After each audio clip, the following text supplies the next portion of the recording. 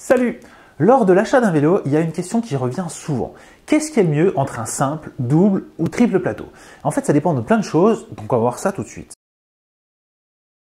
Est-ce que vous savez à quoi correspond le développement à vélo? En fait, il s'agit de la distance que la roue va parcourir lorsque vous faites un tour de pédale. On peut dire ça comme ça. Donc plus le développement est élevé, plus vous pourrez pédaler vite, mais il faudra appuyer fort sur les pédales et ça va être dur dans les montées. Et à l'inverse, plus le développement est faible, plus vous pourrez gravir des côtes importantes, mais vous n'irez pas très vite, c'est ce qu'on appelle un peu pédaler dans la semoule.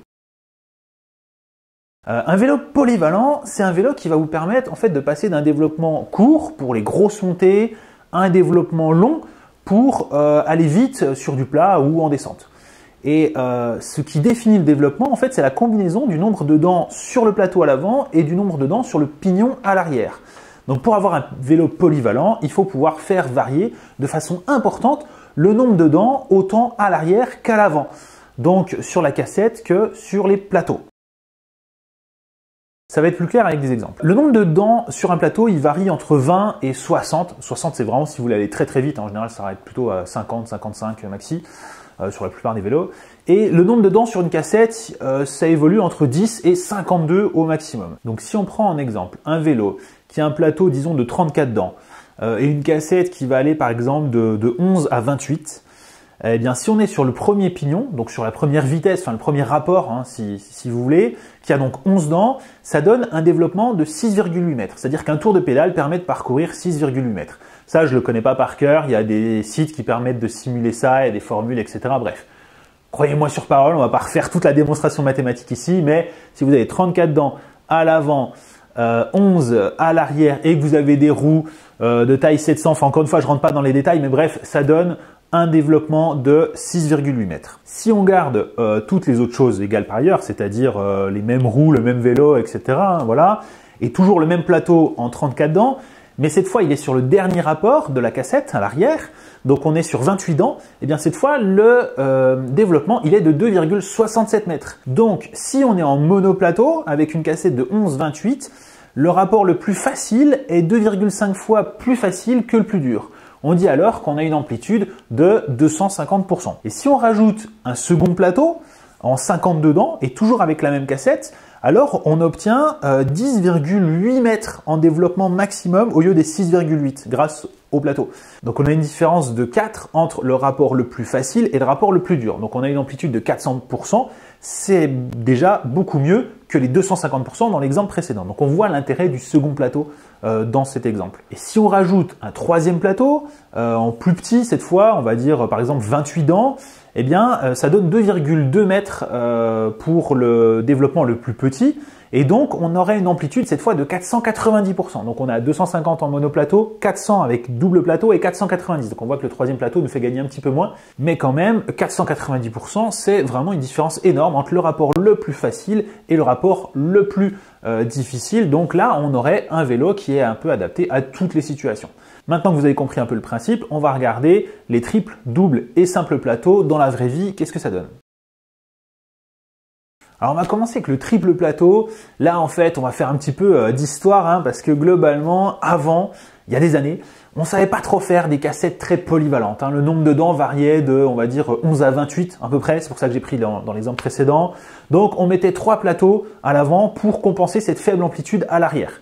Et malheureusement, ce qui était vrai il y a 20-30 ans, c'est toujours un peu vrai aujourd'hui pour les vélos d'entrée de gamme. Hein. On va mettre un dérailleur pas cher, donc d'entrée de gamme, donc peu polyvalent avec une cassette 11-28. Et on a un vélo vraiment peu polyvalent avec des développements pas assez variés. Vous pouvez ni pédaler vite sur le plat, ni pédaler dans la semoule pour les grosses montées. Donc pour compenser un peu ça, les constructeurs en fait ils mettent parfois un dérailleur à l'avant avec 3 plateaux. On a une différence importante entre le petit et le grand plateau. Ça permet de compenser la cassette un peu limitée qu'on a à l'arrière. Souvent, on a des cassettes 8 vitesses à l'arrière et un triple plateau. Ça permet d'annoncer 3 x 8 égale 24 vitesses sur un vélo. Vous avez peut-être déjà vu ça. Du coup, hop, c'est bien pour le marketing, faire croire que c'est un truc de fou, etc. Alors oui, bon, c'est assez polyvalent, hein, mais avec 2 dérailleurs pas chers, un à l'avant et à l'arrière, ça alourdit un peu le vélo. Ça complique l'usage parce qu'on ne sait jamais si on doit passer une vitesse à l'avant, une vitesse à l'arrière, etc. Et puis en plus, on a toutes les chances de dérailler. Bref, c'est vraiment pas top. En dehors des vélos d'entrée de gamme qui continuent de faire ça de nos jours, on voit de moins en moins de triple plateau sur les vélos. à part peut-être sur les vélos de voyage qui ont besoin d'un maximum de polyvalence et donc des développements très très étendus. Voilà, donc ça c'est pour le triple plateau. Sur le double plateau, on peut dire que depuis plusieurs années maintenant, hein, ça fait quand même un bon moment, on sait faire des cassettes beaucoup plus polyvalentes. Par exemple, si avant on se limitait au 11-28, maintenant on va dire qu'on sait faire facilement du 11-42. Hein, la cassette est déjà très polyvalente, donc forcément avec juste deux plateaux à l'avant, ça suffit largement pour obtenir une amplitude similaire au triple plateau. Donc le double plateau, aujourd'hui, c'est vraiment la norme sur des vélos de route, même sur les vélos de ville, hein, on en voit beaucoup plus que sur les triples. En vélo de voyage aussi, ça suffit la plupart du temps et on en trouve aussi donc en gravel, etc. Et même en route, c'est vraiment ultra standard. Vraiment, en vélo de route, vous avez quasiment que ça. Et donc dans la plupart des cas, c'est vraiment suffisant et c'est ce qu'on trouve le plus souvent. Mais ce qui se développe de plus en plus ces dernières années, ce qui est vraiment un peu à la mode, un peu tendance, etc., c'est le monoplateau. Donc là, vous aurez compris que le monoplateau, il doit vraiment être associé à une cassette très très étalée, très très polyvalente à l'arrière, parce que à l'avant, eh ben, il y aura un seul plateau en fait. On n'a pas de coefficient multiplicateur ou autre, on a uniquement un plateau, donc il faut qu'à l'arrière, on ait une cassette très très polyvalente pour pouvoir rouler sous toutes les conditions avec des fortes montées, rouler vite, etc. Sinon, on aura un vélo qui sera peu polyvalent.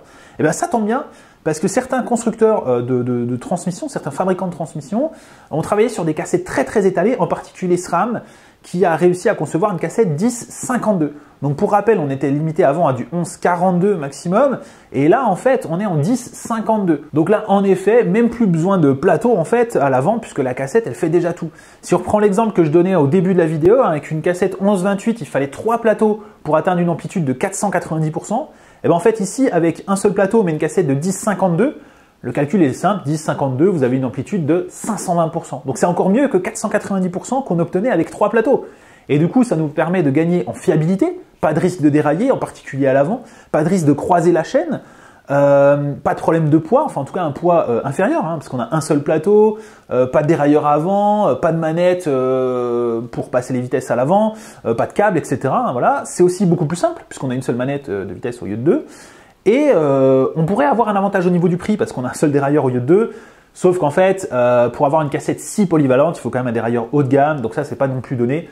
Mais bon, voilà, les autres avantages sont vraiment là, même si le prix n'y est pas forcément. Donc les monoplateaux, où est-ce qu'on les retrouve aujourd'hui? C'est vraiment standard sur les VTT depuis un bon moment, depuis plusieurs années.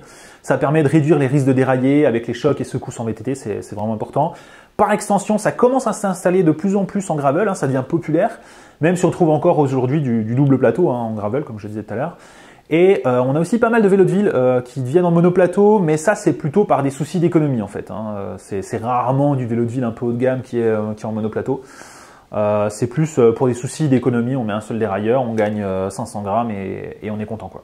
Mais on a l'inconvénient d'une cassette qui est souvent pas suffisante pour être vraiment polyvalente. C'est le cas typiquement du Elop 520 dont j'ai fait un test, je vous mets un petit raccourci par ici. Voilà, maintenant qu'on a dit tout ça, il y a une exception importante, c'est les vélos électriques. Alors on pourrait se dire, bah, une transmission c'est pareil, un dérailleur sur un vélo ou un vélo électrique, après tout c'est la même chose. Et ben en fait pas vraiment, parce qu'en fait, comme on a l'assistance du moteur, typiquement en particulier pour les grosses montées, etc., et ben on n'a pas forcément besoin d'autant de polyvalence, parce que le moteur il va nous aider quand ça devient un peu trop dur. Et en plus, on va souvent moins vite aussi avec un vélo électrique, parce que bah, le moteur ne nous assiste plus au-delà des 25 km/h, donc on va rarement beaucoup plus vite que 25. En tout cas, on n'a pas vraiment besoin d'un développement qui nous permette de rouler à 40 comme ça va être le cas sur un vélo de route. Et aussi, comme on a un moteur dans le pédalier, ce qui est le cas de quasiment tous les vélos électriques un peu haut de gamme, en fait, on va pas avoir plusieurs plateaux parce que ça fait un montage vraiment complexe. Et donc, vous l'aurez compris, la majorité des vélos électriques sont monoplateaux et ça marche très bien comme ça. Par contre, il faut quand même une cassette assez étalée, en particulier si on parle de VTT. Typiquement, les VTT électriques, bon voilà, ils sont en monoplateau. De toute façon, quasiment tous les VTT sont en monoplateau, un peu haut de gamme en tout cas, sont en monoplateau. Et du coup, il faut une cassette étendue quand même si on est en vélo assistance électrique. En revanche, en ville, on peut se contenter d'une cassette un peu moins étalée parce que si dans les montées on galère, eh ben on augmente un peu l'assistance et au final on galère moins, donc on va moins mouliner. Donc au final, sur un rapport moins facile entre guillemets, on va quand même réussir à gravir la montée. Donc voilà, ce qu'il faut retenir en tout cas, c'est que les vélos électriques sont très souvent en monoplateau et ça marche très bien comme ça. Du coup, pour résumer, Dans la plupart des cas, évitez le triple plateau, sauf si vous savez réellement ce dont vous avez besoin. Dans ce cas-là, vous n'avez peut-être pas regardé cette vidéo, je sais pas. Mais sinon, la question se pose vraiment entre le simple ou le double plateau. Entre la polyvalence et la simplicité d'usage, il y a vraiment des choix à faire qui sont aussi parfois guidés par le prix, évidemment. Dans tous les cas, il faut privilégier des cassettes les plus diversifiées possibles. Ça, c'est vraiment important. Que si vous démarrez, que vous démarriez à 10 ou à 11 ou n'importe, que vous alliez le plus loin possible. Une 11-36, c'est déjà mieux qu'une 11-28, ça change tout. Une 11-42, c'est encore mieux qu'une 11-36. Voilà, c'est vraiment ça qu'il faut garder en tête. À noter que dans certains cas, on peut changer de cassette sur un vélo pour une cassette plus polyvalente sans pour autant changer de dérailleur. Pour ça, il faut évidemment avoir le même nombre de rapports. Hein. Si vous avez une cassette 11 vitesses, il faut prendre une autre cassette 11 vitesses et s'assurer que son dérailleur est bien compatible. Vous pouvez demander à un pro si vous n'êtes pas sûr. Par exemple, sur un de mes vélos de route, donc c'est sur celui-ci, en fait, j'ai changé une cassette 11-36 par une cassette 11-42. Ça marche parfaitement et c'est beaucoup plus polyvalent sur les côtes un peu costaud. Eh ben, c'est beaucoup plus facile avec une cassette 11-42 qu'avec une cassette 11-36. C'est comme si ça me rajoutait 3 vitesses. J'ai toujours 11 vitesses, mais elles sont étagées différemment. Il y a un plus gros gap quand je saute de l'une à l'autre, mais il suffit de s'y habituer. Et par contre, derrière, les pentes vraiment dures à monter, et ben là, je les monte beaucoup plus facilement parce que je peux mouliner plus facilement. Donc ça, c'est vraiment top. Et comme elle démarre les deux cassettes à 11, sur un pignon de 11, et bien du coup, ça n'influe pas ma capacité à rouler vite quand je suis sur du plat ou autre, ça change rien, c'est juste plus facile dans les montées, parce que la cassette est mieux étagée. Voilà, c'est tout pour cette vidéo. N'hésitez pas à commenter si vous avez des questions, remarques ou autres, et moi je vous dis à bientôt pour la prochaine vidéo.